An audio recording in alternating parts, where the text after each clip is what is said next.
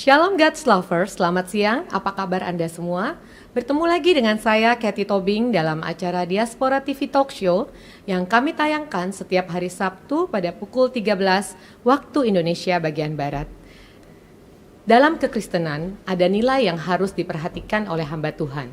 Salah satunya bahwa apa yang diucapkan mesti bisa diaktualisasikan dalam perbuatan. Seorang hamba Tuhan tidak hanya dituntut untuk piawai dalam berkhotbah di mimbar, tetapi juga perbuatannya di luar mimbar harus sejalan dengan apa yang dikhotbahkannya. Untuk membahas soal ini, di studio telah hadir seorang hamba Tuhan yang akan kita tanya-tanya terkait pentingnya seorang hamba Tuhan menjadi surat terbuka di tengah-tengah masyarakat. Bagaimana pengalaman hidupnya selama menjalani panggilan menjadi hamba Tuhan? Langsung saja kita sapa Pendeta Henry Salakparang. Shalom Bang Henry. Shalom Mbak Getty. Baik, kita sapa Abang aja ya Bang. Boleh. Biar lebih dekat begitu. Boleh.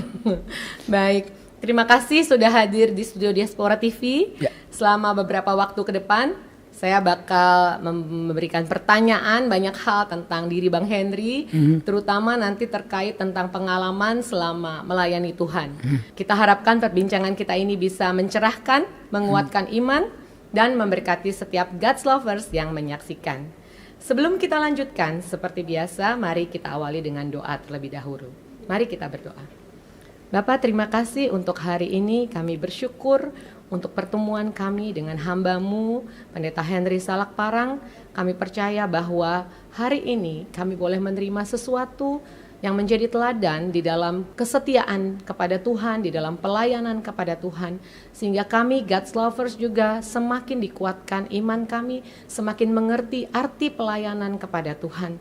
Terima kasih Bapak, berkati acara talk show ini. Selama acara talk show ini berlangsung, biarlah nama Tuhan yang dipermuliakan. Di dalam nama Tuhan Yesus kami berdoa. Amin. Amin. God's Lovers, selama talk show ini berlangsung, silakan Anda memberikan komentar dan saran di ruang komentar yang tersedia. Dan bagi Anda yang baru bersama kami, selamat datang. Kami ingatkan Anda untuk like, subscribe channel kami, Diaspora TV, dan pastikan Anda telah menekan tombol notifikasi. Karena dengan begitu, Anda akan menjadi orang pertama yang akan diingatkan oleh YouTube setiap kali ada konten baru dari kami. Baik, Bang Henry. Boleh tahu lahir dan besar di mana, Bang? Ya, saya lahir dan nggak besar-besar sampai sekarang, kecil terus di Maluku, tepatnya di Maluku Utara, pada 6 Juli 61. 61, berarti masih muda ya, Bang? Dibandingkan dengan orang yang lebih tua. Baik, bisa gambarkan seperti apa tempat kampung halaman kelahiran Abang itu? Ini kampung yang sesungguhnya.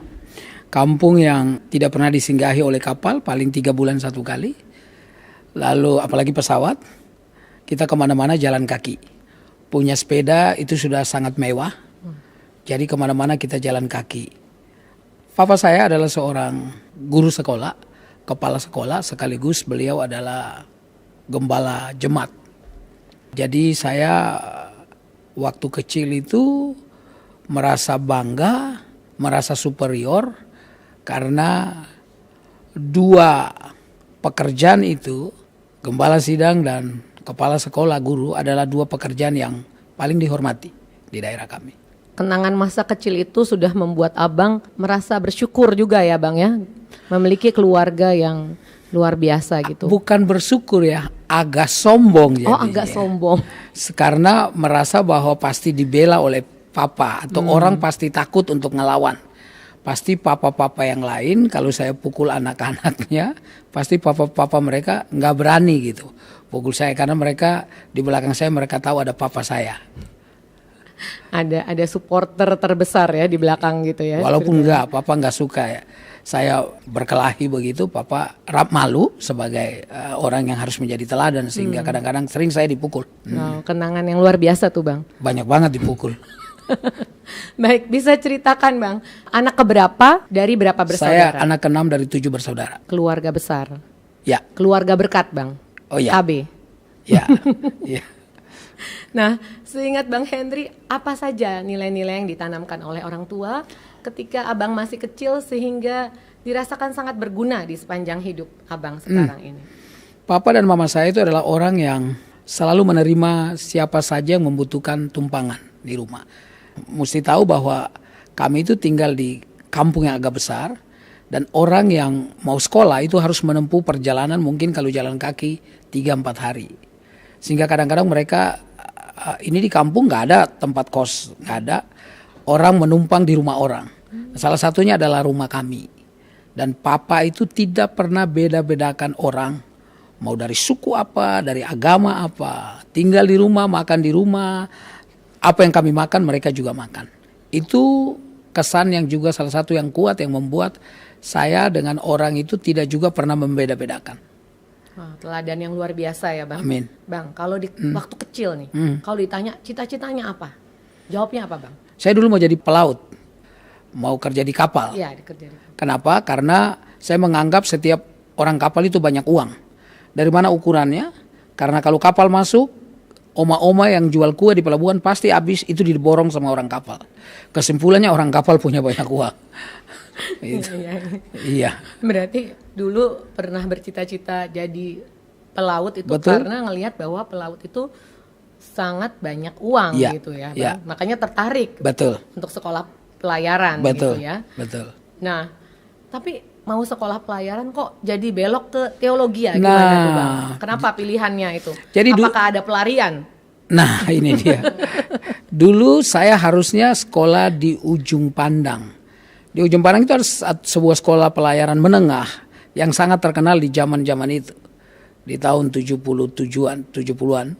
Dan karena itu saya dengan sepupu saya yang mereka mau ke Surabaya, dan saya ikut. Maksudnya karena kapalnya mampir-mampir, saya ikut supaya turun di Ujung Pandang. Tapi ternyata sampai di Ujung Pandang saya tidak turun, tapi saya bilang saya ikut terus ke Surabaya. Dari Surabaya saya kemudian ke Jakarta. Makanya waktu saya tulis surat, orang tua saya kaget. Loh, kenapa di Jakarta? Kenapa tidak turun di Ujung Pandang? Karena saya kemudian dalam perjalanan itu saya mau berpikir saya pengen jadi penyanyi. Karena itu saya kemudian lari ke Jakarta karena ada kakak sepupu yang waktu itu dia juara Indonesia. Lomba nyanyi ya, pop singers namanya. Dan dia tinggal di Jakarta, jadi saya pikir wah mungkin kalau saya di Jakarta dengan dia, mungkin juga peluang untuk jadi penyanyi itu lebih kuat. Tahun berapa Bang sampai di Jakarta? Tahun 77. Tahun 77. Baru tamat SMP itu. Nah, berarti hidup dalam perantauan ya Bang? Betul. Di Jakarta. Betul. Apa nih yang pernah dialami, kejadian yang menyedihkan kalau diingat-ingat gitu Bang? Waduh, yang menyedihkan terlalu banyak itu masa-masa itu ya. Masa-masa itu yang menyedihkan banyak, kadang-kadang makan itu cuma pakai nasi sama kadang-kadang minyak goreng ya yang disiram. Karena saya tinggal dengan kakak ipar saya itu seorang pelaut. Jadi kadang-kadang dia pulang bisa 3 bulan sekali baru pulang, kadang-kadang belum kirim uang. Sehingga saya harus mengerti. Nah, makan tahu itu udah mantap itu. Karena pasti banyak pengetahuan ya. Makan tahu itu sudah hal yang cukup lumayan mewah ya. Lumayan mewah. Sehingga saya ada banyak kesulitan yang saya hadapi itu membuat saya berpikir bahwa hidup ini harus ada perubahan. Harus ada perubahan. Pada saat di perantauan nih, apa kelebihan? Bagaimana survive yang Abang lakukan sehingga Abang bisa melalui masa di dalam perantauan ini? Jiwa kompetitif saya itu kuat sekali. Saya kalau orang bisa sesuatu, saya harus bisa. Itu jiwa kompetitif saya seperti itu. Bahkan main basket pun menurut ukuran standar semua pelatih di dunia, ada ukuran tertentu untuk main basket. Tapi saya bilang kalau orang lain bisa, saya bisa. Dan akhirnya saya bisa bermain. Basket itu saya jadi pengatur serangan, playmaker namanya. Untuk mengatur orang untuk menyerangnya. Strateginya saya yang pegang. Dan saya fisik terkuat di tempat situ. Jadi itu yang saya bilang jiwa kompetitif saya itu sangat kuat. Saya kalau orang lain bisa, saya harus bisa. Baik. Itu yang membuat saya survive. Wow, luar biasa. Artinya tekad yang kuat ya Bang? Ya. sehingga bisa survive di dalam Betul, perantauan itu. betul. Bagaimana ceritanya Abang bisa bertemu dengan jodoh Abang saat ini, yaitu Ibu Neti Erawati Subrata ya? Dia agak tertipu waktu lihat saya nyanyi. jadi dia mau sama saya. Ini Foto adik kelas dengan- saya. Dengan Ibu Neti ya Bang, Ya. dengan istri tercinta. Waktu di kampus saya pernah jadi namanya Badan Koordinator Kemahasiswaan. Saya ketua satunya. Ketua satu itu membedangi beberapa bidang. Salah satunya kalau orang baru masuk kuliah, yang kira-kira mengkelompokkan mereka-mereka atau mensortir mereka itu untuk melihat itu adalah bidang saya. Ya. Jadi salah satu yang saya lihat ini adalah istri saya waktu itu. Tapi waktu itu saya kebetulan pergi ke luar negeri, ke Jepang untuk belajar Christian Camp. Jadi waktu saya pulang, mereka bilang ada cerita teman-teman ini dan seterusnya. Lalu saya mulai lihat-lihat. Begitu ya, nama juga laki-laki ya. Pandangan itu perlu baik-baik, karena kalau tidak menikah tidak mati, tapi kalau salah menikah setengah mati. Ya. Kapan Anda menikah Bang Henry? Saya menikah 91. 91 bulan? Bulan Desember, 14 Desember. Saya tahu Anda tes saya, apakah saya masih ingat Iya. atau enggak. Ya, Pendeta Yusuf Roni yang memberkati kami. Artinya tahun ini udah tahun keberapa pernikahan Bang Henry dan Oh, udah banyak sekali, udah 31 tahun. baik 31 Ya. tahun Ya. ya. Iya. Dari pernikahan ini ada 2 jagoan yang lahir. Oh, satu jagoan. Satu jagoan. Satu jagoan. wanita, satu laki-laki. Satu wanita, satu laki-laki, yaitu anak pertama Irene Risti Salakparang dan Betul. yang kedua Ricardo Gabriel Salakparang. Betul. Dan ini fotonya Ya. kita bisa lihat di layar dengan keluarga tercinta ya Bang. Ya. Baik. Nah, bisa cerita bagaimana Bang Henry dan Ibu Neti mendidik anak-anak?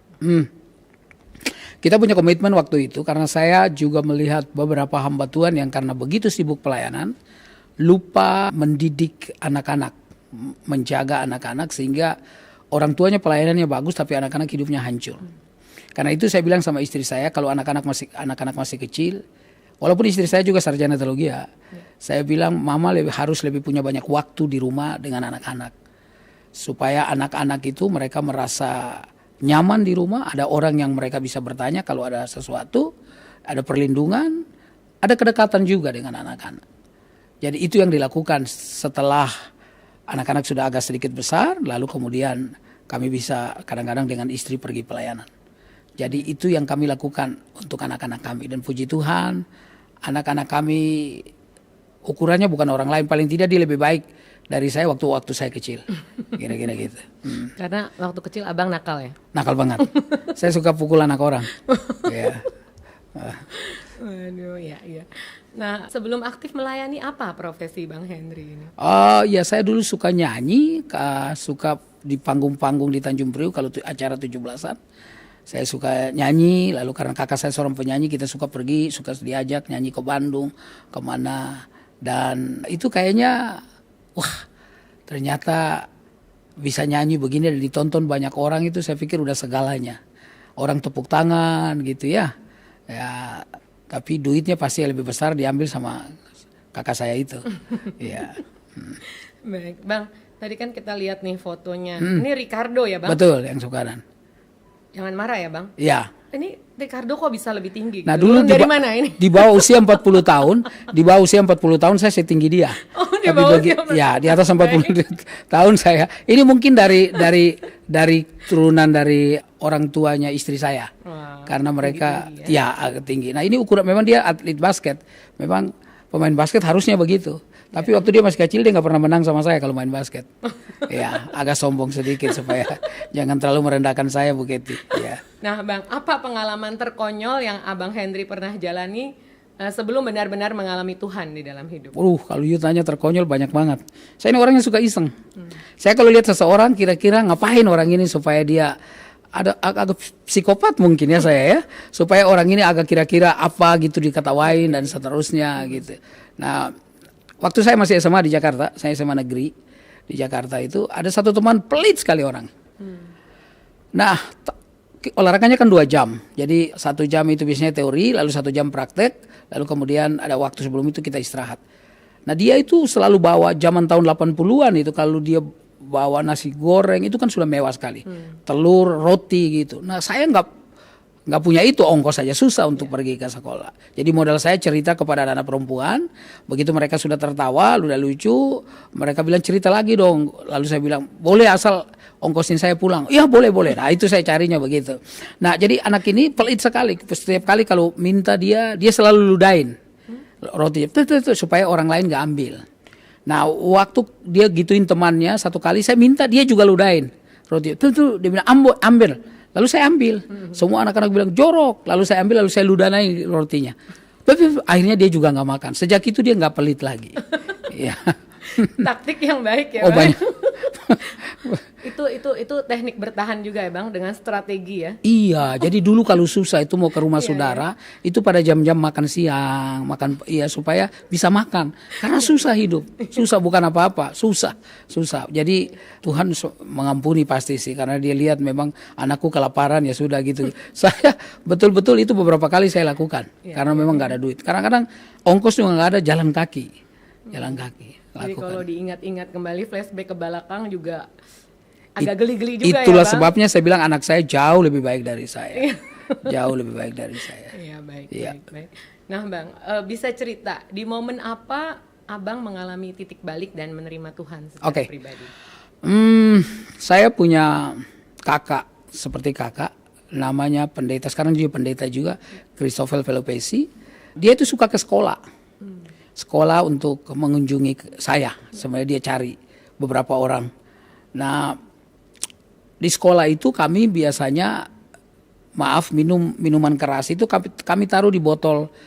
Ada satu minuman, saya nggak boleh sebutin namanya karena minuman itu tidak mensponsori pelayanan saya. Jadi, tapi warnanya hampir sama. Sehingga begitu guru lewat, guru bilang bagi dong.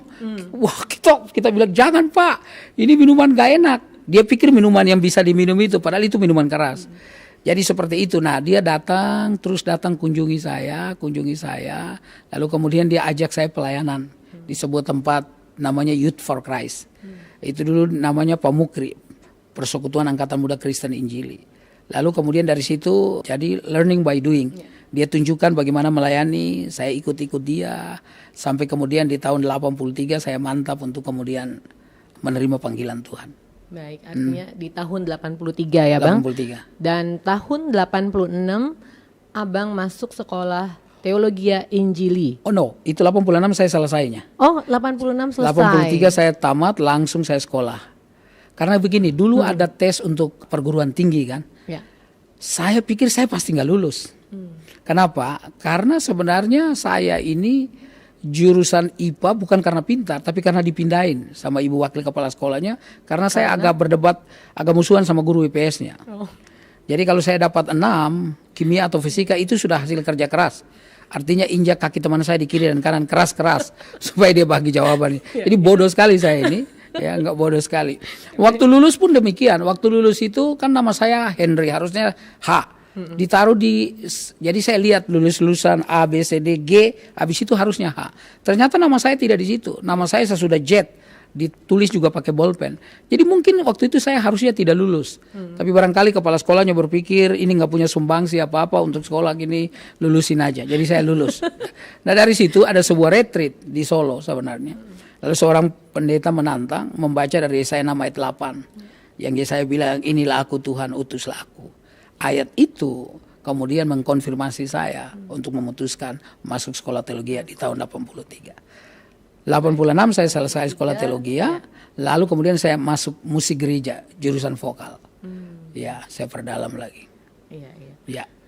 Setelah tamat, Bang Henry mulai menjalani penginjilan. Kapan itu persisnya? Sebenarnya penginjilan itu terjadi jauh sebelum saya pergi ke sekolah teologi. Saya belajar yang tadi saya bilang, orang yang salah satu yang mempengaruhi hidup saya itu Pak Christopher Pelopesi.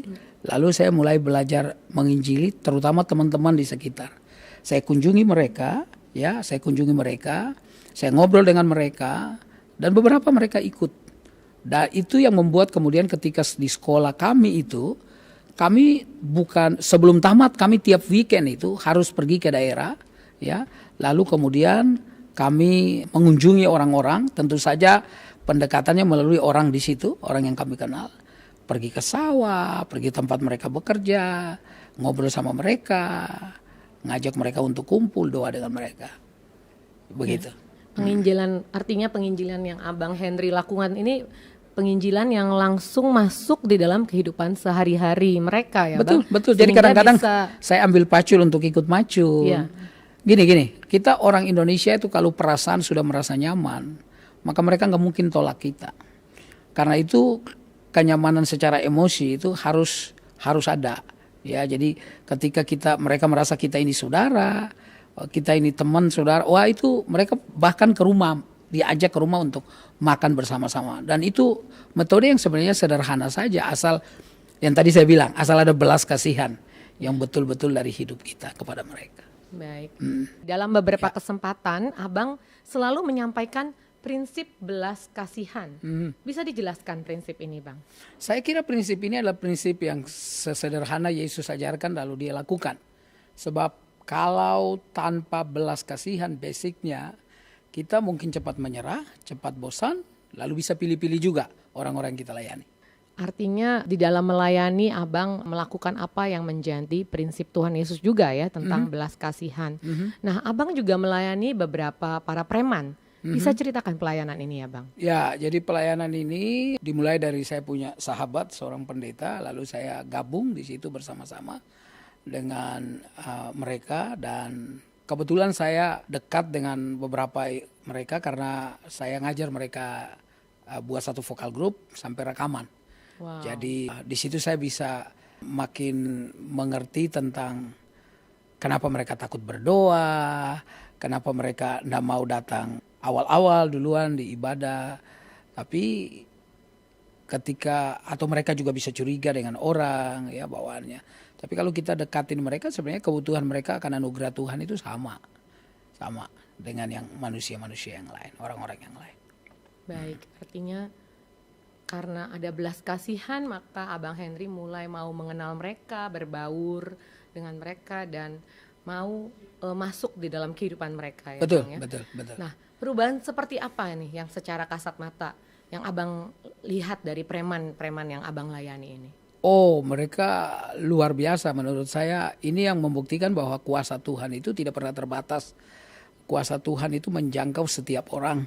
Nah, itu potensi darah Yesus kita tahu bisa menyelamatkan setiap orang yang mau percaya kepada Dia. Dan mereka termasuk adalah orang-orang yang ada di gereja, sering barangkali nyanyi lagu gereja, tapi kehidupan mereka sehari-hari itu juga menggambarkan sebuah situasi yang hati mereka sebenarnya tidak terpaut sungguh kepada Tuhan. Sehingga ketika kita hadir memberikan contoh, teladan, bergaul bersama tanpa mengambil jarak. Karena kalau pendekatan saya dengan kekudusan, pendekatan saya dengan hal-hal yang barangkali sakral, itu mungkin dengan mereka nggak terlalu, artinya mereka sudah takut lebih dahulu untuk didekati. Tapi begitu pendekatannya belas kasihan, tidak ada jarak, saya bilang dan seterusnya. Kadang-kadang ini salah satu contoh, kalau mereka ngerokok, begitu saya datang, rokoknya disimpan di belakang. Saya hanya bilang, jangan nanti bajunya hangus di belakang. Ngerokok aja kali masih mau merokok. Karena kalau kamu mau berhenti, pasti bisa. Baik, pada waktu Abang melakukan pelayanan ini, lokasinya di mana, Bang? Di dekat Blok M situ. Di dekat Blok ya. M ya, Bang? Ada suatu tempat khusus atau gimana? Ada tempat khusus di rumah satu keluarga yang memberikan tempat untuk kami beribadah bersama-sama. Jadi bukan cuma ibadah di hari Jumat itu, tapi hari-hari lain ada PA, ada latihan nyanyi dan macam-macam. Karena semakin banyak mereka kegiatannya, semakin sedikit mereka peluang untuk berbuat hal-hal yang menyakiti hati Tuhan. Baik, luar biasa, Bang. Pelayanan Abang. Nah, hari ini kita telah bersama dengan salah satu adik rohani dari Bang Henry, yaitu Bapak Caleb. Beliau adalah mantan debt collector. Baik, shalom Pak Caleb. Shalom Bu. Shalom, terima kasih untuk waktunya. Boleh join di dalam talk show kali ini bersama dengan Bang Henry. Baik Pak Caleb, apakah benar Bapak Caleb pernah dilayani oleh Bang Henry ya? Ya betul sekali. Dia pernah melayani kami, bukan cuma saya, tetapi dengan teman-teman yang lain yang berada khususnya di daerah kita Jakarta Selatan. Baik, Bagaimana awal-awal pada saat Pak Kaleb dilayani oleh Bang Henry? Apakah ada penolakan pada saat itu ya Pak Kaleb? Pada saat Pak Henry melayani kami itu memang belum banyak yang rajin beribadah. Seperti yang tadi dikemukakan Pak Henry bahwa saat kita mau datang ke tempat ibadah itu kita nggak masuk, cuman duduk di luar, kita ngerokok atau ngobrol-ngobrol sama teman saja, tidak ikut ibadahnya. Lalu dengan pendekatan dari Pak Henry itulah sehingga kami boleh bisa masuk mengikuti ibadah dan boleh mengerti kebenaran firman Tuhan. Nah, juga kami diajarin oleh Pak Henry itu menyanyi. Yang tadinya dalam hal berdoa juga kami itu belum berani berdoa. Berdoa saling kamu aja gitu. Tapi dengan dibimbing oleh Pak Henry, kami punya keberanian dan disertai oleh Roh Kudus sehingga kami boleh punya keberanian untuk berdoa. Setelah memutuskan menerima Kristus, pertobatan secara pribadi, apa nih yang berubah di dalam diri Pak Kaleb? Yang paling saya rasakannya, ya tadinya saya itu melakukan kegiatan yang menyakiti hati Tuhan, sekarang dapat berangsur-angsur berkurang. Jadi yang tadinya saya tidak mengenal firman Tuhan, tidak mengenal kebenaran, jadi mengenalnya. Banyak hal yang dari Pak Henry ini menolong saya dalam hal mengenal firman Tuhan. Pak Kaleb, boleh tahu apa arti dari menyakiti hati Tuhan tuh pada saat Bapak kan dulu debt collector ya? Ya. Ya, baik, apa kira-kira yang Bapak lakukan pada saat itu? Ya, seperti pada umumnya yang di TV itu, di berita-berita itu ya seperti itulah Bu. Tapi puji Tuhan ya kami itu bisa berubah begini ya karena kebaikan Tuhan lewat Pak Henry juga gitu. Apakah ada penyesalan ya Pak Kaleb setelah Pastinya menerima Yesus secara pribadi? Kita menyesal dengan dosa-dosa yang kita sudah buat. Yang tadinya kita pikir itu merupakan hal yang biasa saja, tapi ternyata itu menyakiti hati Tuhan sebenarnya perbuatan-perbuatan yang seperti itu. Apakah seluruh keluarga Pak Kaleb sudah terima Tuhan secara pribadi, Pak Kaleb? Sudah, Bu. Sudah, puji Tuhan. Baik, Puji boleh Tuhan. tahu kegiatan apa yang Pak Kaleb lakukan saat ini? Saya saat ini masih kerja driver online, Bu. Driver online, puji Tuhan. Iya. Puji Tuhan. Baik, Bang Henry, apakah ada yang ingin disampaikan nih kepada Pak Kaleb pada kesempatan ini? Bu Keti, ini Pak Kaleb ini adalah salah satu orang yang selalu punya kesan baik terhadap orang-orang yang dia antar. Beberapa ada 1-2 tamu yang saya perkenalkan dan ketika dia antar, salah satu pendeta juga dari Amerika. Pendeta ini selalu kalau ke Jakarta dan dia selalu pergi ke Bandung, selalu minta Pak Kaleb yang menemani dia, mengantar dia. Karena dia lihat bahwa ya betul ya, Pak Kaleb ini dia lihat bahwa orangnya menyenangkan, sopan, melayani saya, kata pendeta ini, dengan sangat luar biasa. Jadi kesannya terhadap Pak Kaleb ini sangat kuat, kesan yang baik, sehingga adik jadilah orang baik terus, jadilah orang yang memberkati orang lain supaya kemuliaan Tuhan nampak dalam kehidupanmu. Amin. Terima kasih, Pak. Ya. Baik, terima kasih Pak Kaleb. Saya percaya bahwa berkat Tuhan selalu ada di dalam kehidupan Bapak pada saat Bapak sudah menyerahkan segala sesuatunya dalam Tuhan, percaya bahwa Tuhan yang pelihara Bapak dan keluarga. Amin, terima kasih. Amin. Baik Pak Kaleb, terima kasih banyak. Tuhan berkati. Sampai ketemu di lain kesempatan. Terima kasih Pak Kaleb. Terima kasih Pak Henry. Ya. Baik, Bang Henry. Kalau boleh tahu siapa nih tokoh yang selama ini berpengaruh dalam diri Anda? Ya, salah satunya adalah Bapak Pendeta Dr. Libret Antoni. Beliau adalah dosen saya, sekaligus adalah bapak angkat saya. Waktu saya pelayanan di Solo, saya tinggal di rumah beliau. Dan beliau yang banyak menginspirasi saya dalam pelayanan. Seberapa pengaruh Pak Pendeta Dr. Libret Antoni dalam kehidupan seorang Bang Henry ini? Sangat kuat sekali, terutama kebersahajaannya dan juga kerendahan hati serta komitmen beliau di dalam pelayanan. Itu yang mendorong saya untuk juga setia sampai sekarang dalam pelayanan. Wow, luar biasa. Baik. Nah, Bang, hari ini telah hadir bersama kita Bapak Pendeta Dr. Libret Antoni yang sekarang bertempat tinggal di Jogja. Selamat siang, Pak Antoni. Selamat siang, Ibu. Shalom, Pak Antoni. Shalom, shalom. Shalom. Kita sekarang sedang bersama Bang Henry nih, Pak Antoni. Murid dari Pak Antoni ya. Baik. Iya. Kapan terakhir berkomunikasi dengan anak rohani Bapak ini? Hampir setiap kali juga ada hubungan atau komunikasi melalui entah WA atau melalui telepon. Sering sekali Pak Henry juga telepon, baik dari rumah di Jakarta ataupun kalau ada pelayanan di Jogja, sering saya menelpon saya. Ya, Juga kalau ada pelayanan kebetulan di kampus, ya kami juga ketemu di kampus. Jadi saya tidak ingat terakhir kali, tapi sering kali sih. Iya, artinya komunikasi tidak pernah terputus ya Pak Antoni ya dengan Bang Henry ya. Iya. Baik.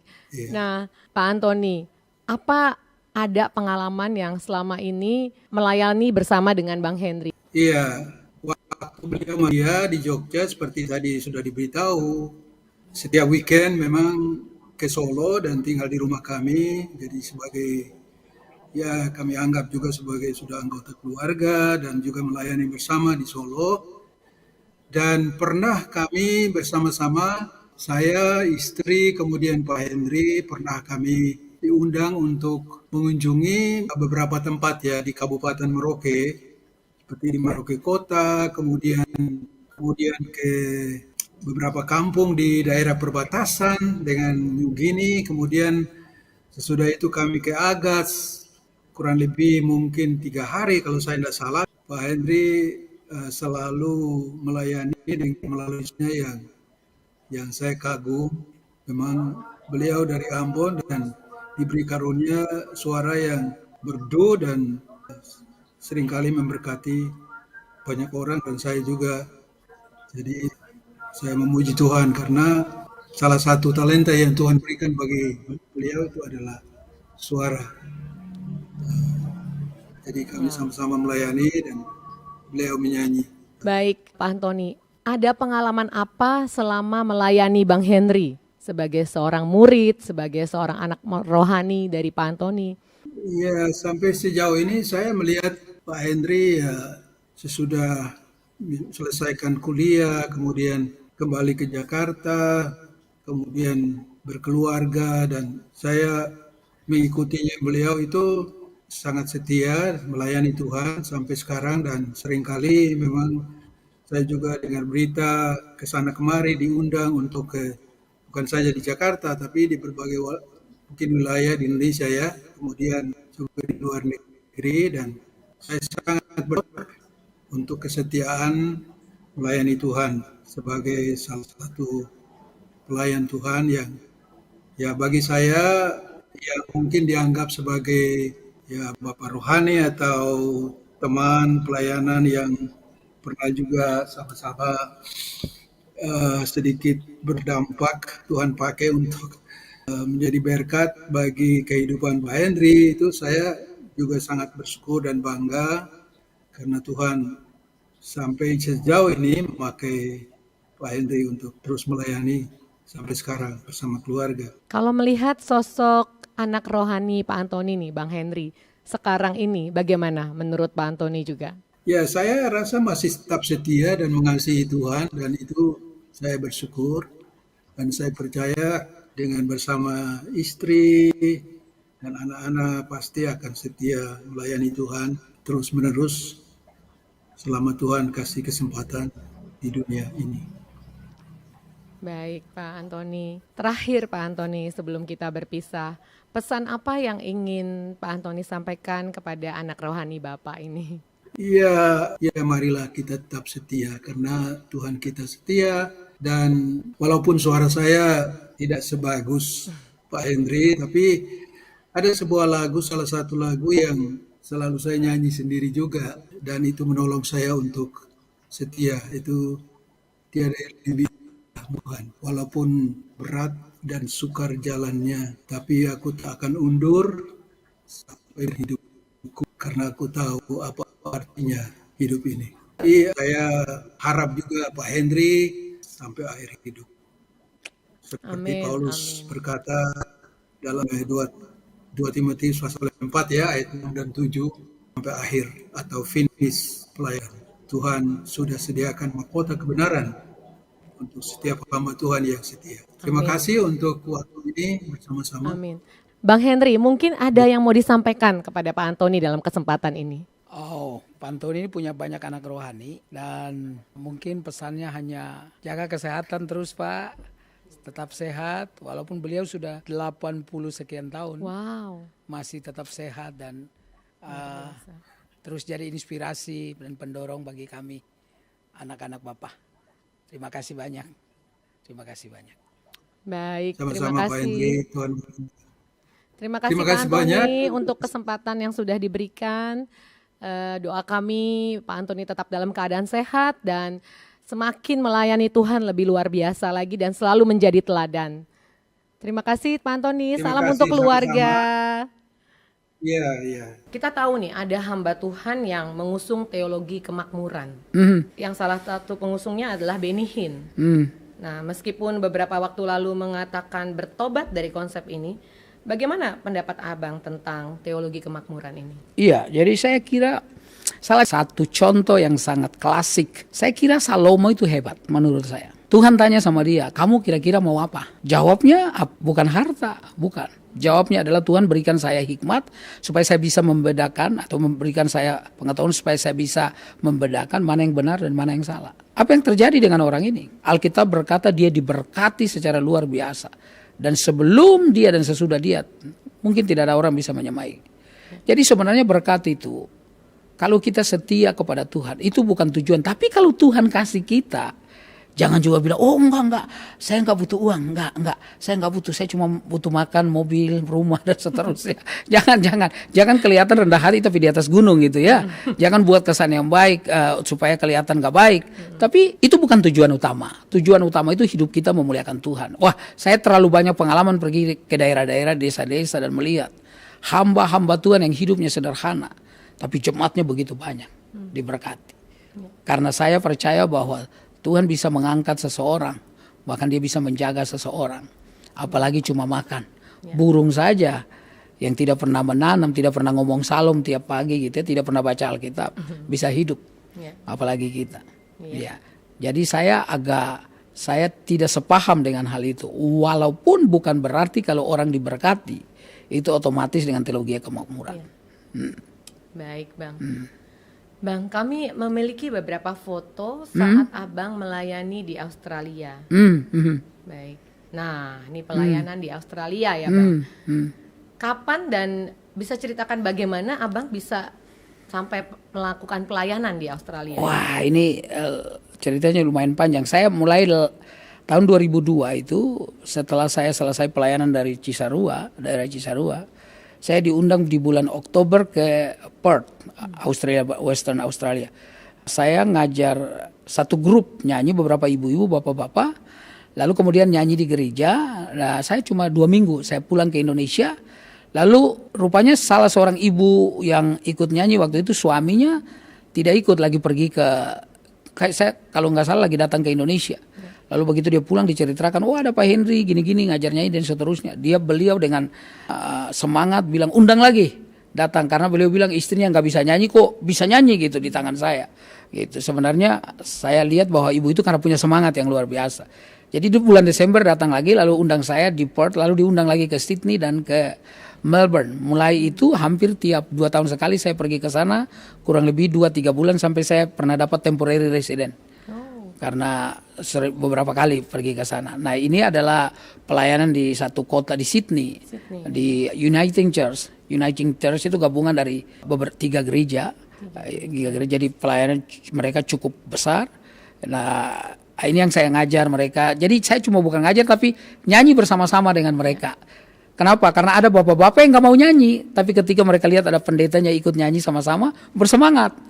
Walaupun saya tahu ada beberapa suara yang kalau dekat suara 1 ikut suara 1, dekat suara 2 ikut suara 2, dekat suara 3 ikut suara 3, dekat suara ancur banget ya gitu ya. Tapi ini mereka langsung bergairah untuk. Jadi ini hampir semua jemaat yang duduk ini ikut nyanyi ke depan. Karena ada 3 gereja di sana yang saya layani ada. Kapan ini Bang waktu itu perjalanan ke Australia, Sydney dan 2002, lalu 2006, 2008, 2010, 2012, terakhir 2017. 2017. 2017. Ya, baik. Nah, ke luar negeri udah pernah kemana aja Bang? Ke Amerika pernah. Amerika ya. Ya ke Israel pasti orang bilang saya juga pernah, jadi suara saya agak direndahkan gitu ya. Iya.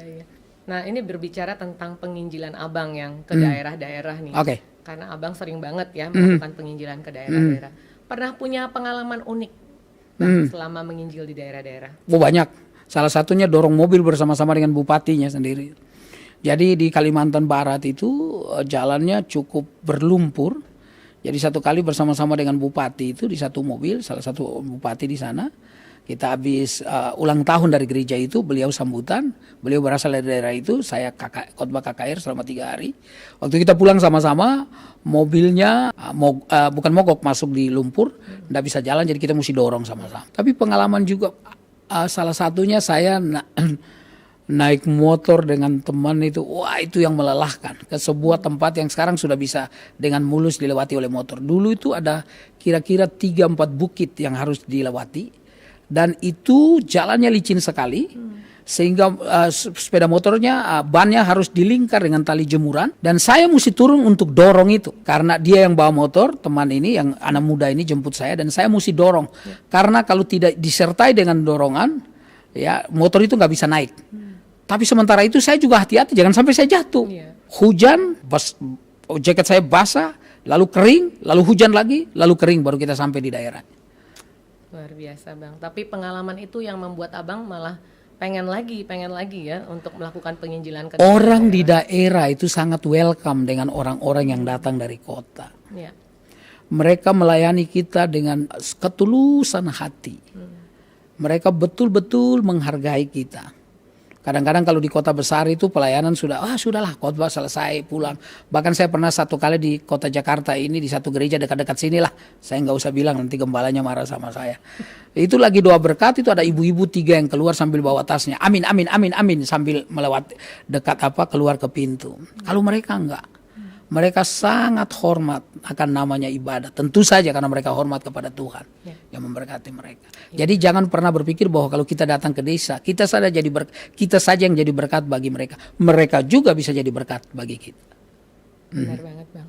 Nah Bang, katanya ada juga pengalaman seru ketika KKR di ujung NKRI paling barat, tepatnya di Pulau Nias. Bisa ceritakan Bang, apa yang terjadi di sana? Iya, jadi waktu itu dengan Bapak Pendeta Martin Hareva dengan beberapa teman dari di sini, teman di diaspora ini, GKRI diaspora.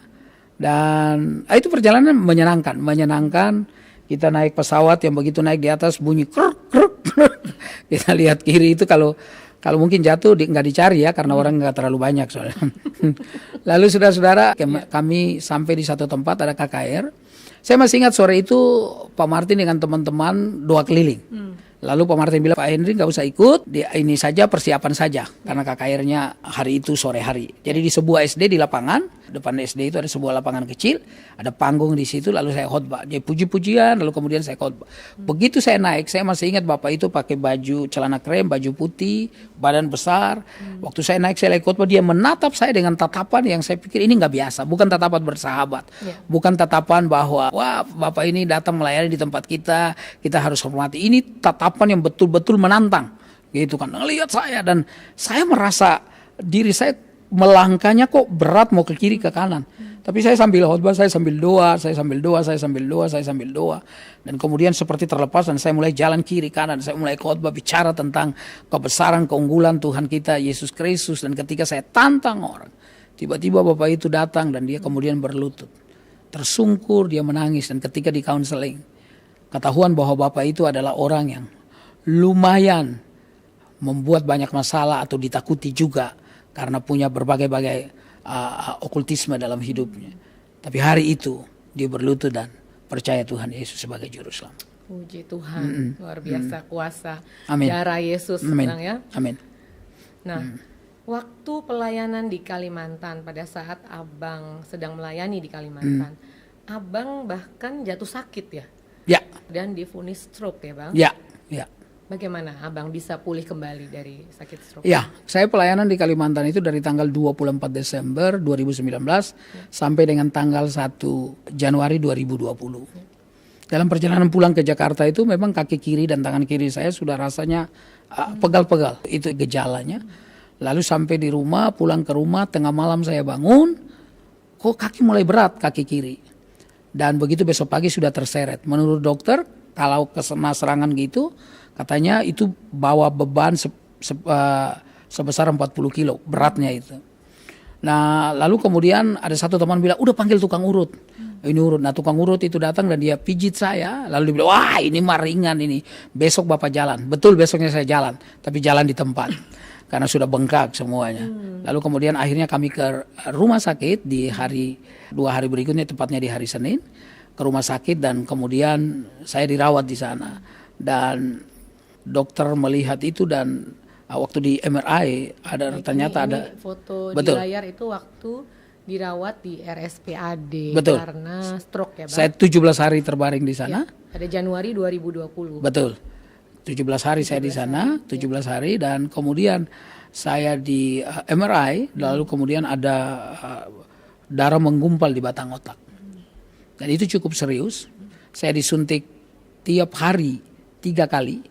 Jadi pagi kalau dokter datang, suster datang, suntik kiri, nanti siang di kanan ya Pak, nanti di kiri, di kanan gantian. Lah saking lamanya waktu dia mau suntik, waktu kemarin di mana ya? Oh saya nggak tahu dokter, suster suntik saja, suntik terserah suster di mana saja. Karena supaya darahnya katanya jadi mengental begitu, jadi mesti dikasih pengencer darah. Menurut dokter yang men-DSA saya, katanya saya itu mujizat, mendapatkan mujizat. Sebab kasus-kasus katanya yang ditangani harusnya Bapak itu koma atau yang kedua lidah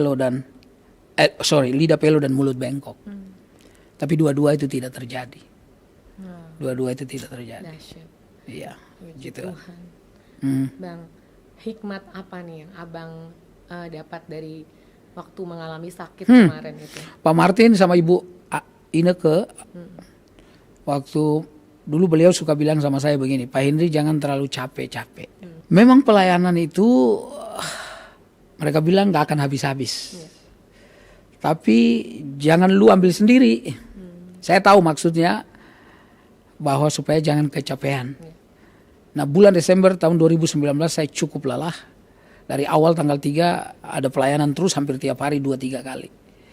Dan karena itu saya waktu masih sakit saya buat satu video kecil. Dinonton sama seorang wali kota di Jayapura dan dia kirim salam karena dia jadi berkat. Dia bilang ketika kita berlari cepat, saya bilang tulis saya direkam di khotbah singkat itu. Saya bilang ketika kita berlari cepat, kita mesti sadar kapan kita berlari perlahan. Ketika kita terlalu banyak di luar rumah, kita mesti sadar kapan kita harus di dalam rumah. Ketika kita banyak bicara, kita mesti sadar kapan kita harus sedikit bicara dan mendengar. Dan itu salah satu yang mendorong saya untuk, walaupun begitu saya tetap masih banyak bicara ya sampai sekarang ya. Ya. Itu udah bawaan orang kayaknya. Baik Bang, ada lagu nggak yang dikarenakan Abang suka lagu nih pada saat mengalami itu? Waktu ada kita pernah buat acara di Ancol dulu, Kidung Sentuhan Kasih namanya. Saya karang satu lagu yang dinyanyikan. Saya juga karang ada lagu yang direkam oleh Pendeta Yonas Suisa. Saya ada beberapa lagu yang saya karang yang menurut saya nggak terlalu bagus-bagus banget, tapi orang mau dengar itu urusan orang ya, bukan urusan saya. Gitu. Jadi sebenarnya setiap orang itu punya jiwa seni ya. Cuma ada yang dikembangkan, ada yang enggak. Jadi melodi-melodi itu biasanya ada. Kalau kamu lihat ada orang yang di dapur ibu-ibu sambil masak sambil nggak tahu lagu apa. Kalau Anda tanya lagu apa dia nggak tahu. Tapi itulah daya musikal. Setiap orang itu punya daya musikal. Hanya daya musikalnya ada dikembangkan, ada nggak dikembangkan. Gitu aja. Baik. Bang, bagaimana saran Abang bagi para hamba Tuhan, para penginjil yang aktif melayani ke daerah-daerah? Ya, jaga kesehatan juga. Ya, jaga kesehatan. Di daerah itu terutama di Kalimantan orang mau mungkin bukan hanya di Kalimantan, di Nias juga. Orang pengen makanan terbaik yang dimakan sama mereka itu dimakan sama pendeta. Bahkan kalau pendetanya tambah aja, nggak tambah terus dan mereka nggak dapat, nggak apa-apa juga. Ya, tapi saya selalu bilang kalau makan nggak boleh terlalu banyak. Nanti orang lain tidak dapat. Ya, jadi saran saya hanya jaga kesehatan. Saya waktu itu karena kurang istirahat, minum air putih juga kurang. Itulah sebabnya kemudian darahnya jadi mengental. Jadi saran saya tetap semangat. Tapi juga begini, jangan terlalu juga takut menurut saya dengan kesehatan. Kadang-kadang kita terlalu takut dengan kesehatan lalu kita nggak mau bergerak juga. Saya waktu masih di kursi roda pun saya udah khotbah. Karena menurut saya itu yang jadi Tuhan masih kasih. Di kursi roda juga udah. Kursi roda saya khotbah di satu gereja masih duduk dan mereka kasih kesempatan dan saya khotbah karena dibilang itu lidah tidak pelo, mulut tidak bengkok. Nah ini suara mesti terus diperdengarkan, artinya suara tentang kebesaran Tuhan. Nah, dengan pengalaman ini Bang, masih suka makan daging? Oh, daging. Sekarang saya udah jaga-jaga makanan. Artinya makanan di mana saya jaga-jaga supaya orang jangan ambil. Nah. Saya tidak berlebihan. Jadi pagi saya makan kayak gandum begitu. Lalu kemudian saya jalan 1 jam, tiap hari saya jalan 1 jam. Lalu kemudian saya makan buah, lebih banyak istirahat kalau nggak kemana-mana. Iya. Nah Bang, tadi yang lagu yang dikarang itu masih ingat nggak Bang? Boleh nggak dinyanyikan sedikit saja, refnya saja boleh? Ini memang lagu tahun, kita kerusuhan tahun 98 ya. Nah sesudah kerusuhan, itu kan banyak orang yang takut sekali. Jadi saya karang lagu itu. Hanya kasihnya mampukan kita, walau badai datang tetap teguh selamanya. Gitu refnya begitu. Hanya kasihnya mampukan kita. Ya itu dia lagunya seperti itu. Sangat simple. Ya. Sangat simple tapi artinya sangat kuat ya Bang ya. Tergantung orang yang mengerti ya. Iya. Baik. Saya juga pernah stand up comedy. Di sebuah televisi. Jadi sebelum berangkat ke Israel tahun 2012, ada yang telepon saya lalu berkata, "Pak, ini Pak Henry." Iya, saya bilang iya. Saya bilang kami dari sebuah televisi lah. Lalu saya tanya, saya pikir mau khotbah Natal. Khotbah Natal? Oh enggak, Bapak kami pilih salah satu dari 3 orang untuk stand up comedy karena itu di 2012 saya pernah stand up comedy. Tadinya saya enggak mau. Tapi ketika mereka tanya nomor rekening Bapak berapa, saya jadi lemas dan saya bilang iya. Dan itu jadi berkat kalau bisa lihat di 2012 stand up comedy pendeta-pendeta. Baik. Nah, Bang, kalau ada kesempatan melayani di kampung kelahiran Abang di Maluku Utara ya Bang, apa yang terpikir yang akan Abang Henry lakukan? Ya, itu beban saya. Dulu saya pernah bikin satu persekutuan, tapi saudara saya itu pindah ke Manado. Jadi saya ada beli gitar, bikin persekutuan anak-anak muda supaya mereka ini, karena di kampung itu kalau mereka nggak ada kegiatan, kadang-kadang mereka pergi ke kali pada hari Minggu, kadang mereka tidak ke gereja, bawa botol minuman, lalu mabok di sana. Karena itu kalau saya pergi, saya mau kumpulin mereka anak-anak muda itu. Karena kasihan, hidup mereka itu masih panjang, tapi tidak diisi, dimulai dengan hal-hal yang baik. Ujungnya pasti hancur. Baik, Bang. Bang, apa nih titik terendah yang pernah Abang alami di dalam dunia pelayanan? Titik terendah di dalam dunia pelayanan. Ketika saya diperlakukan tidak adil di sebuah pelayanan. Seperti gajinya dipotong tanpa ngomong. Saya dengan istri barangkali bisa puasa terpaksa karena nggak ada makanan. Tapi anak saya yang umur 2 tahun lebih dan 1 tahun itu, mereka perlu susu. Dan itu yang membuat saya juga agak marah.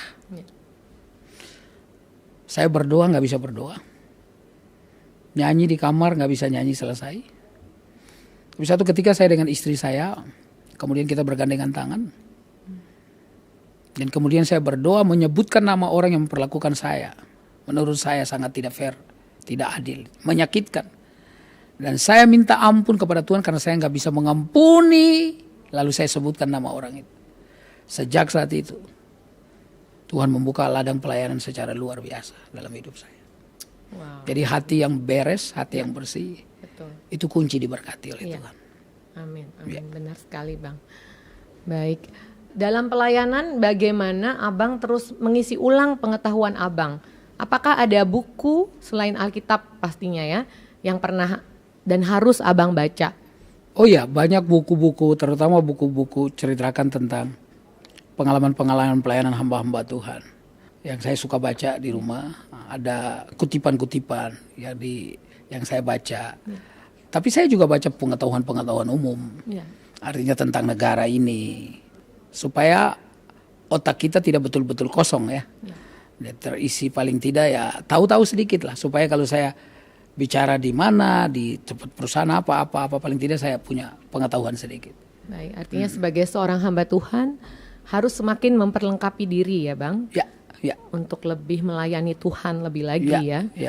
Nah, dalam pelayanan Abang memiliki referensi apa nih untuk cara berkhotbah dari mana gitu? Oh, favorit saya itu Pendeta Billy Graham sebenarnya. Jadi saya kalau lihat beliau itu khotbahnya sangat sederhana sekali, nggak ngejelimet, nggak buat orang kurang mengkerut. Ini dahinya atau bilang ini saya dari gereja atau dari mana ini rumah ya yang karena sesederhana itu karena saya kira khotbah yang baik itu adalah khotbah yang siap didengar oleh jemaat. Jemaat datang dengan kesiapan hati. Nah kita juga pengkhotbahnya harus menyampaikan sesuatu yang clear, yang jelas, yang bisa diterapkan oleh mereka. Ya. Betul Bang. Artinya bahwa jangan terlalu tinggi bahasanya juga sehingga jemaat juga nggak mengerti dan tidak bisa mengambil inti dari khotbah tersebut ya Bang. Oke, ada seorang motivator yang barangkali semua orang tahu, John Maxwell namanya. Jadi dia bilang satu kali dia khotbah dengan gaya bahasa yang tinggi, lalu kemudian jemaatnya makin berlama makin berkurang.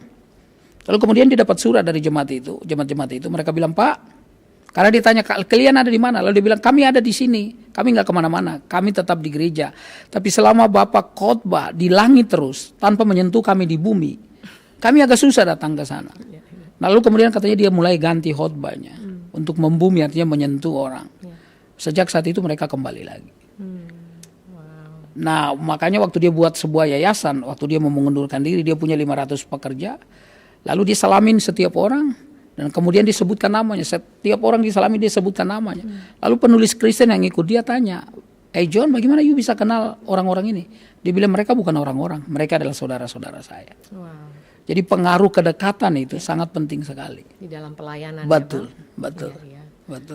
Dan itu yang selalu Abang lakukan. Ya. Baik. Nah, Bang, dari foto-foto yang kita saksikan tadi, ada satu ciri khas Abang bahwa Bang Henry itu punya ketertarikan dan talenta dalam bermusik. Dari mana Abang belajar bernyanyi? Oh iya, ibu saya itu adalah seorang guru wanita pertama di Halmahera. Guru wanita pertama di Halmahera. Iya, di Halmahera.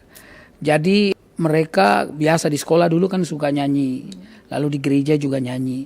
Nyanyi itu kebiasaan sih sebenarnya. Nah tadi saya bilang semua orang juga punya daya musikal. Hanya kalau daya musikalnya tidak dikembangkan dia akan jadi biasa. Ada orang yang daya musikalnya sedikit saja tapi begitu dikembangkan menjadi dahsyat. Ya, makanya saya pikir ini dari orang tua saya.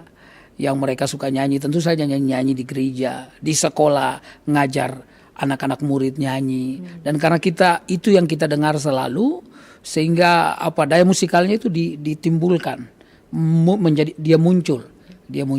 Karena orang-orang di sana, di Maluku itu biasa orang bulan terang ambil gitar, nyanyi, gitu di gereja nyanyi, hidupnya nyanyi, kan orang Kristen gitu kan? Ya, dalam setiap kesempatan betul, bernyanyi, ya, menikah nyanyi, punya anak nyanyi, sakit nyanyi, meninggal nyanyi, itu khasnya anak-anak Tuhan, sukacita.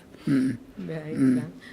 Nah bahkan Abang nih pernah membentuk sebuah grup vokal, yang isinya adalah dengan anggota hamba-hamba Tuhan, dengan nama Saluto. Bisa ceritakan Bang? Waktu tahun 83 saya kuliah, lalu saya punya 2 teman orang Ambon juga, satunya Lusikoi, satunya Talaksoru. Kita bertiga bikin grup Suara 1, 2, 3. Lalu kemudian tahun 85 masuk beberapa teman-teman yang lain. Lalu kita buat grup ini. Nah, kita rekaman dan kita lumayan kaset waktu itu, zaman kaset. Lumayan jalannya lumayan karena cetak 3-4 kali naik cetak ulang. Dan yang uniknya kita bukan saja pendeta tapi orang-orang tua kami juga para hamba-hamba Tuhan. Ya, jadi kita rencana tanggal 3 kita ada rekaman di Jakarta. Mereka dengan ini nanti ada video klip yang kita mau buat juga. Karena ini kita umur udah hampir 60 tahun, tapi ya puji Tuhan, saya bilang sama mereka, selama Tuhan kasih suara sama kita, suara belum parau banget, nyanyi. Bila perlu kalau nggak ada suara pun berdiri aja di situ, pura-pura nyanyi gitu. Artinya mesti tetap nyanyi, karena itu yang Tuhan kasih kita. Karena itu talenta yang Tuhan beri ya. Bang? Betul, jadi kita pernah keliling ke Amerika, kita Tuhan kasih di beberapa tempat untuk kita pelayanan. Ini kita bertahan sudah hampir 40 tahun, 35 tahun. Dan formasinya masih sama, Bang? Ada beberapa yang ini ada satu di Papua tinggal, satu nanti. Tapi yang saya maksud itu karena kita begini, dalam pelayanan sama-sama kadang-kadang menjadi tidak harmonis lagi ketika satu orang mulai merasa diri hebat.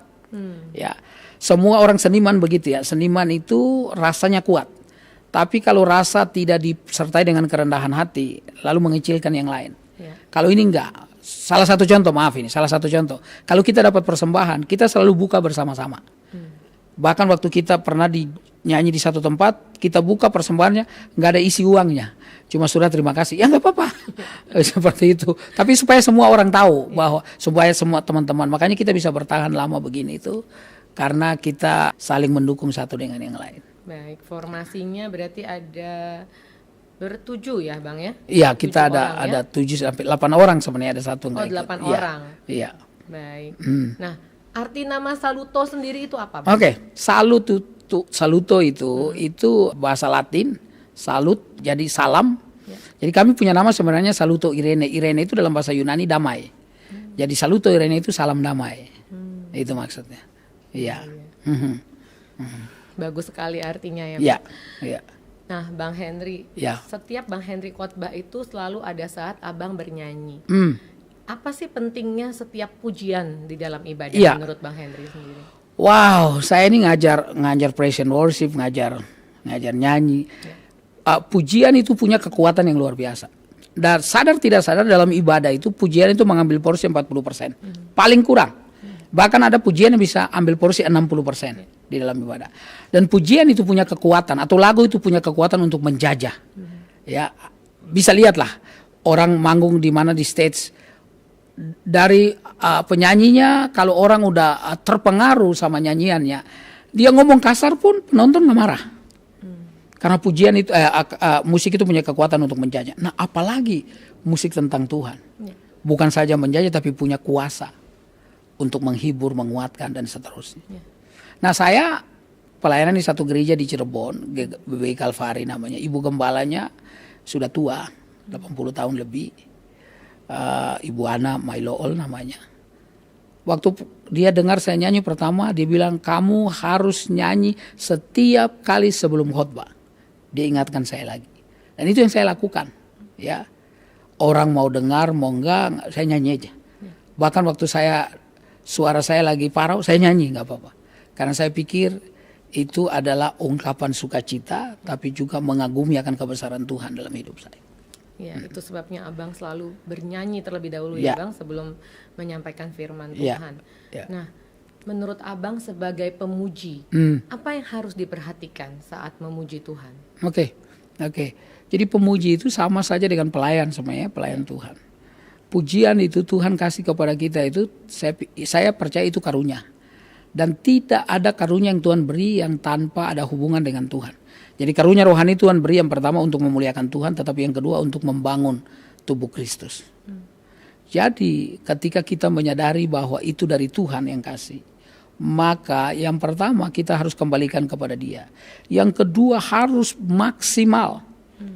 Jadi kadang-kadang maaf ya, di gereja ini kadang-kadang karena kita sudah tahu lagunya, sudah ribuan kali pemusiknya ini, sudah ratusan kali kita nyanyikan, kadang-kadang kita anggap enteng. Padahal perlu waktu-waktu di mana kesatuan hati. Karena itu penting, kesatuan hati, kesatuan roh. Sederhana lagunya, tapi ada satu hati, satu roh. Itu spiritnya bisa mengalir kepada jemaat. Makanya hidup kita juga harus diperhatikan supaya seia sekata dengan kata-kata atau selaras dengan kata-kata yang kita nyanyikan di sebuah lagu atau pujian itu. Baik. Berarti lagu puji-pujian itu menjadi firman yang hidup juga ya Bang? Ya. Saya pernah nyanyi di Bogor satu ketika. Ada lagu lama ya. Hidup yang putus asa tak berarti. Itu bicara tentang salib Tuhan. Lalu ketika saya lagi nyanyi tiba-tiba seorang ibu nangis. Seorang ibu nangis, dia nangis lalu hamba Tuhan ya. Itu doa pagi sebenarnya, kita doa pagi. Gembala sidang itu kemudian dengan istrinya menemui ibu itu. Lalu kemudian ibu itu dibawa ke pastori dan ibu itu terima Tuhan Yesus sebagai juru selamat pribadi. Bang Henry. Ya. Tadi kan Bang Henry bilang kehidupan di mimbar dan kehidupan di luar mimbar itu harus ada satu garis tersambung gitu ya Bang ya. Nah, pendapat Bang Henry itu apa? Bahwa kita harus menjadi surat terbuka. Bagaimana pendapat Bang Henry? Ya, dan itu harus dan wajib. Sehingga jangan pernah pikir bahwa hamba Tuhan itu gak pernah salah. Ya. Bisa salah. Karena itu hamba Tuhan juga perlu untuk bertobat kalau memang salah. Dan itu bukan sesuatu yang hina. Itu menunjukkan kerendahan hati. Ya. Sehingga ketika kita koreksi terus hidup kita, pasti firman Tuhan yang kita sampaikan itu lebih powerful. Karena ada orang yang bilang dia cuma ngomong saja, tapi sebenarnya enggak begitu. Yeah. Itu sesuatu yang sangat menyedihkan. Yeah. Sehingga kalau kita salah, kita minta maaf, kita minta ampun, kita bereskan supaya pelayanan ini jalan dengan baik. Baik. Apa kegelisahan Bang Henry tentang hal ini? Tentang bagaimana orang Kristen tuh harus selalu menjadi surat yang terbuka. Karena kalau tidak, maka iklan buruk akan menyertai gereja itu kalau memang melakukan demikian. Atau pribadi itu, hamba Tuhan atau pelayan apa saja. Karena orang akan lihat, salah satu orang senang orang ke gereja itu kan perubahan hidup jadi lebih baik. Jangan pikir orang di gereja itu semuanya baik. Kita datang ke gereja supaya kita menjadi makin baik. Dan gereja adalah tempat di mana Tuhan yang mengajarkan untuk orang bisa bertemu dengan Dia melalui pendeta, melalui pemimpin pujian, melalui semua pelayan-pelayan di gereja. Bahkan jemaat semua harus punya peranan itu. Sehingga kita nggak sibuk dengan gosip-gosip murahan, gosip-gosip yang saling menjatuhkan satu dengan yang lain. Tapi kita sibuk dengan bagaimana supaya kita meningkatkan diri dalam pelayanan, saling mendukung, saling menopang. Wah, itu sesuatu yang membuat gereja bertahan. Karena ada ahli pertumbuhan gereja bilang begini, ada orang bertahan di gereja itu bukan semata-mata karena pujiannya baik, khotbahnya baik, pelayanannya baik, tapi juga ada dia merasa dia punya 6-7 sahabat di dalam gereja, sehingga dia bertahan.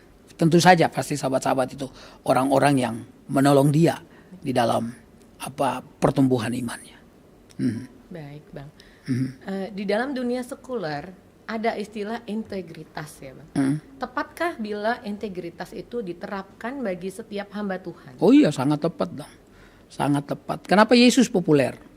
Melebihi popularitasnya ahli-ahli agama. Karena Yesus punya integritas yang kuat. Apa yang dia ngomong itu dia terapkan. Beda dengan tokoh-tokoh agama waktu itu. Mereka hanya menuntut orang lain lakukan, tapi mereka sendiri tidak melakukan. Benar.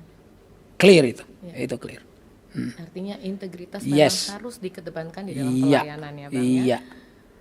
Nah, apa saja faktor yang membuat hamba Tuhan tidak memiliki integritas menurut Abang? Macam-macam.